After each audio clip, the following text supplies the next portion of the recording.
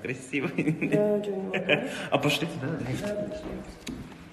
С пользуемым случаем, конечно же, хочу передать всем большой привет и хочу сказать спасибо большое за приглашение. Мне безумно приятно. Ассаламу алейкум.